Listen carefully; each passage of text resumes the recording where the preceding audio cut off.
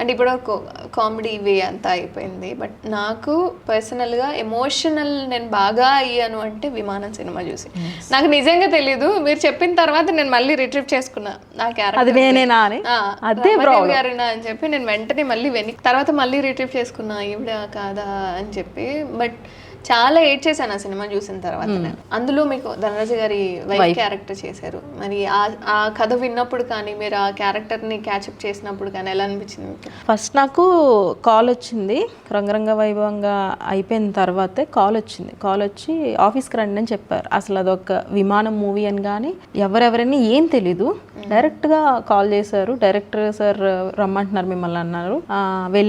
వెళ్ళిన తర్వాత మీరు ఒకరిని తిట్టాలి, సముద్రగని గారిని తిట్టాలి అన్నారు. సముద్రగని గారిని తిట్టడమే నాకు అర్థం అంటే, సముద్రగని గారు లాంటి వాళ్ళని తిట్టాలంటే ఆ తిట్టే పర్సన్ కొంచెం స్ట్రాంగ్ ఉండాలి కదా. సో మీరు చూసాం మేము జయమ పంచాయతీ కానీ మీ బాగా నచ్చిందండి ఆ ఏడవడం కానీ ఇది కంప్లీట్గా డిఫరెంట్. ఇందులో మీరు ఏడవరు, మీరు కంప్లీట్గా ఇందులో గయ్యాలి. అయ్యో అనుకున్నాను.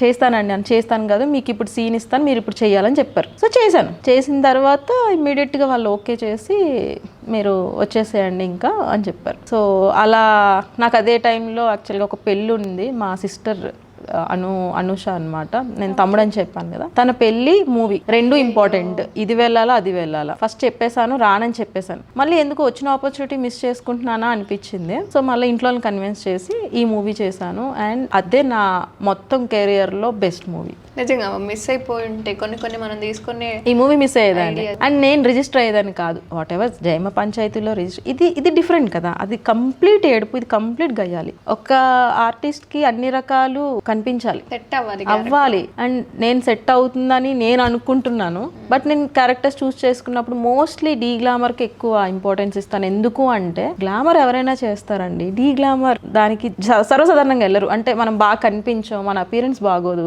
ఇందులో మెప్పించగలిగితే మిగతా దేంట్లో అయినా మెప్పించవచ్చు అనేది నా స్ట్రాంగ్ ఫీలింగ్.